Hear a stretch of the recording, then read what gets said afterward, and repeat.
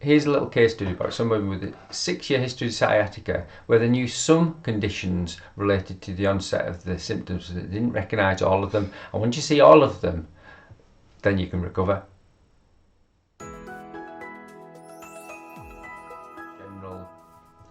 Somebody who has a 6-year history of sciatica can recall the length of time they've had the symptoms, because they tell you it's 6 years, and then you ask what was the onset of the symptoms, and they said, I absolutely know the detail of what happened.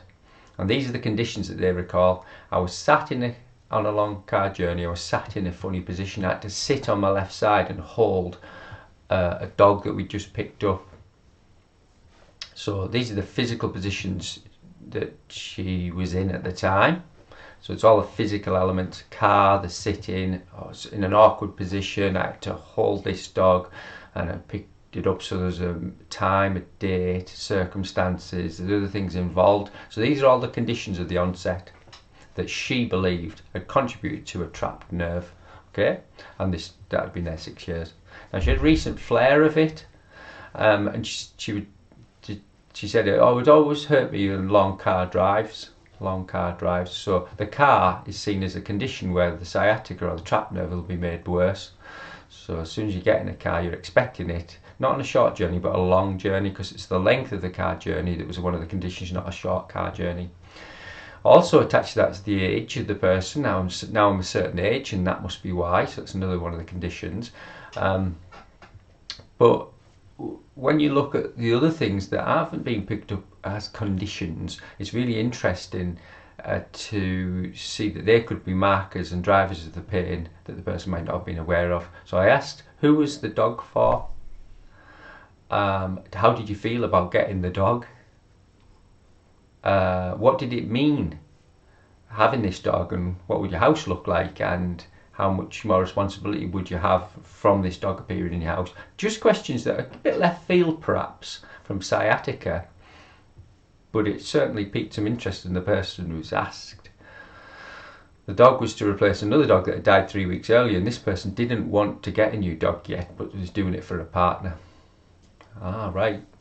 So also one of the conditions is that you're suppressing how you feel whilst you sat in a chair on the left hand side in a long car that the other person was driving, that you've got a dog that you didn't want to get. That's interesting. It doesn't matter what age you are, it doesn't matter what car you're in, it doesn't matter what dog you're carrying, and it doesn't matter how long you sit on the side. If you broke your back on that day, did it heal? Well, yeah. If you cut yourself on that day, did it heal? Well, yeah. If you broke a bone, scratch yourself, the body heals. The body heals within 3 months. 6 weeks tissue healing, 6 weeks tissue conditioning. Now whatever's trapped isn't the nerve, it's kind of maybe an ongoing emotional state in the nervous system that's trapped. So when does the pain flare? Well, it flared at Christmas. I had an argument with someone. I felt really frustrated, and then I went to a party and I was people pleasing all night. Oh really? And the sciatica came back. Well, there was no dog, there was no position, the age you were was the same, but you were at the age earlier when you didn't have the pain or the flare, so it can't just be the age. So the physical elements really, or the physical conditions, don't stack up as a cause of sciatica after a 3-month period when tissue's healed and you've left with a scar. But does suppressing an emotion, is that a relevant condition to consider? Is people pleasing, suppressing how you feel or feeling frustrated with some of the positions, with how your body's feeling, more likely to be a driver of when the pain appears? And if you're not aware of that and you get physical pain, you're not aware of your own frustration, you're not aware that you're people pleasing, you're not aware that you're shutting down how you feel, and pain comes out of nowhere, or you bend over to pick up your sock, or you're in a certain car, you will associate the presence of that pain with the current circumstances that your sensory abilities pick up. What you see, what you smell, what you taste, what you touch, what you hear, and you'll attach it to that, and that is human. So if you accept your humanity, that you made some mistakes in your conditioning, and if it's not your fault, you can reverse it when you recognise it's the emotional state that's the biggest indicator. It is the glue that wires all those things together. Once the fear of the trapped nerve drops, You come out of brace mode. The markers she had whilst we assessed her physically of a trapped nerve and spasm and this, that and the other, as soon as you change the narrative, go and check those objective markers. They change. It's profound how quick this can be.